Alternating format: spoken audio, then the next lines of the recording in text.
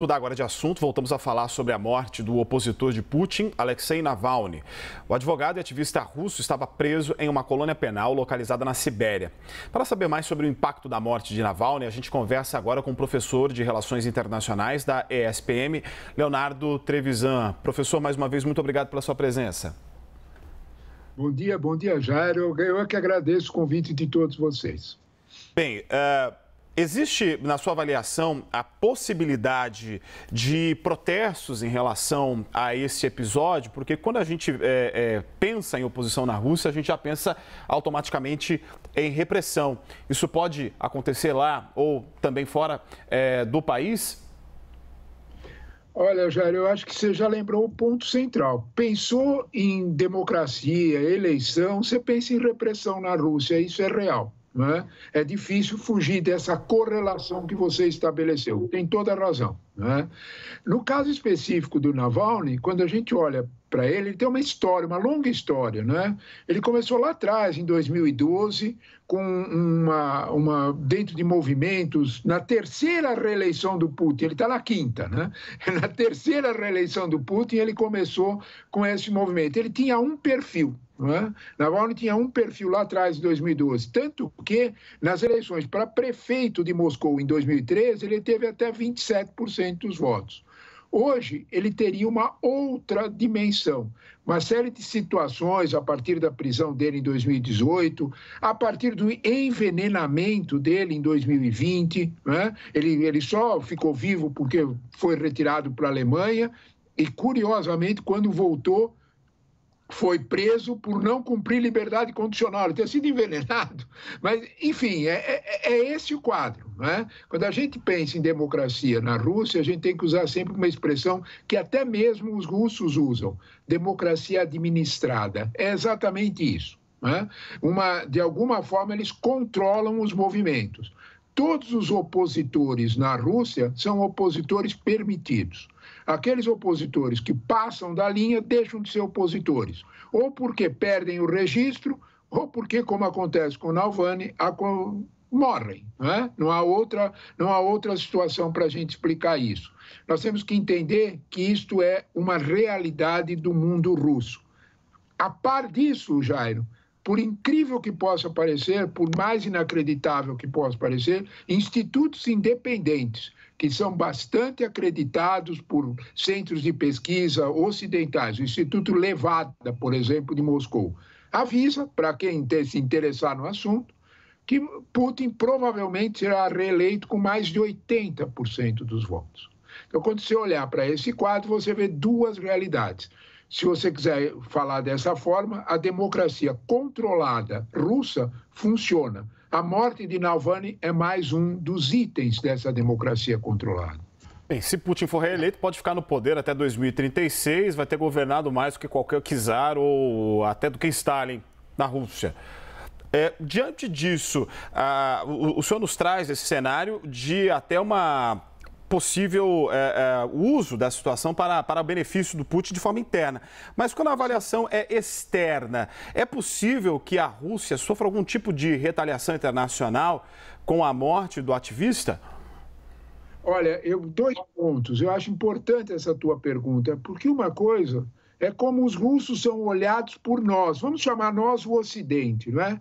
Outra coisa é como os russos se olham no espelho, são duas realidades completamente diferentes.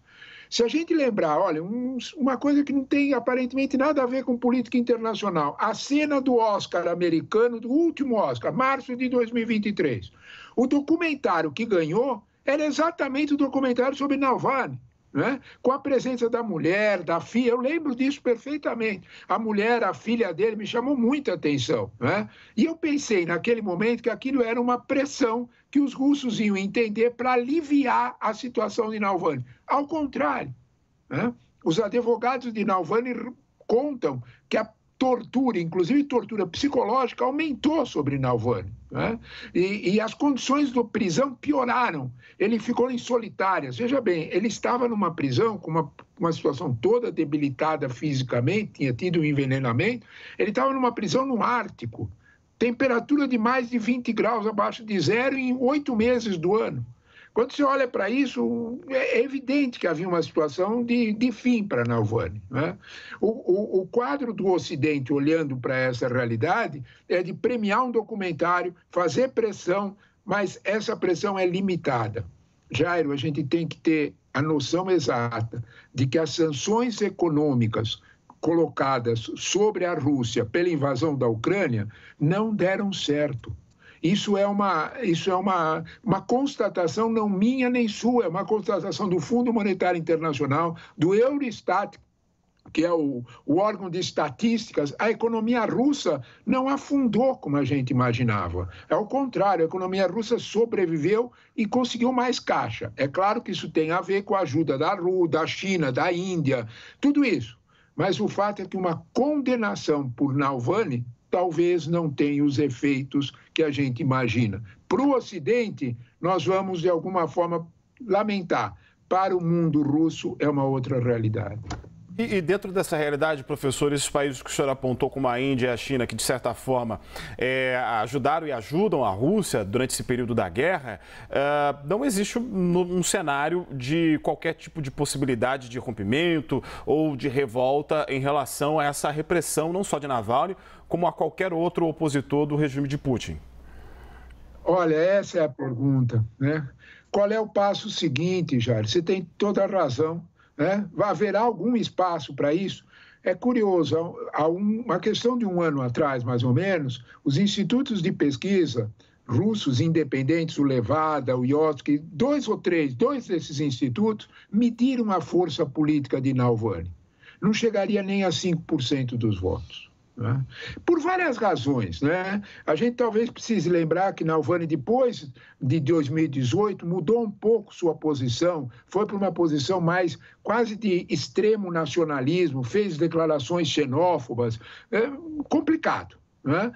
Porém, do ponto de vista de representar uma liderança, talvez nem tanto.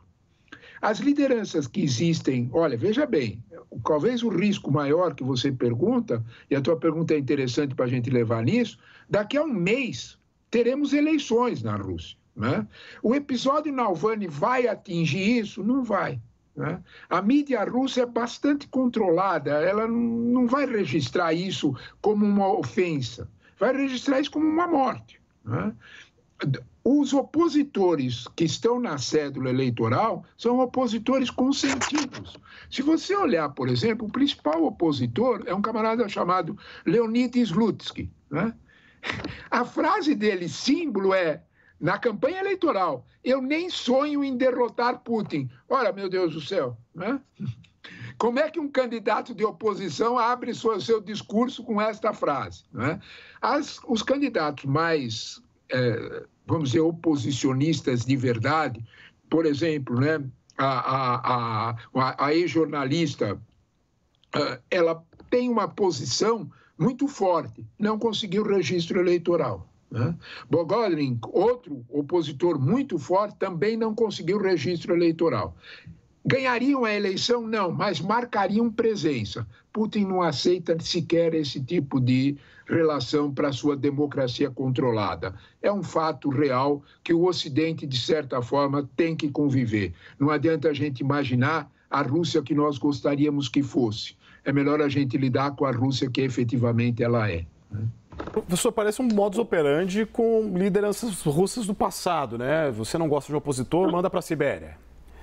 Sim, bem lembrado, né? Muito bem lembrado, né? As prisões na Sibéria não são de hoje. Se a gente quiser brincar com as palavras, é só pensar em Dostoiévski, que ele descreve, né, as memórias do cárcere dele na Sibéria. Né? Isso é século XIX. Né? A gente imagina a polícia política, a gente pensa que a polícia política é só a KGB atual, etc. Cuidado. Né? A Ucrânia era a polícia política dos czares que tinha os mesmos métodos. Né? Então, talvez a gente tenha que ter uma ideia de que a ideia que nós temos no Ocidente, né, de três poderes, judiciário independente, imprensa, não é lá. Né? Talvez o raciocínio mais correto para a gente entender a Rússia é que a Rússia nunca teve aquela ideia de Revolução Francesa, né? Que nós, há 200 anos, que vai ensinando as pessoas a viver em democracia. Isso nunca aconteceu na Rússia e é uma dinâmica que eu acho que marca que, de algum modo, o russo tem, na figura do líder, sempre a figura do czar. Isso é uma realidade que é difícil de ser evitada, né?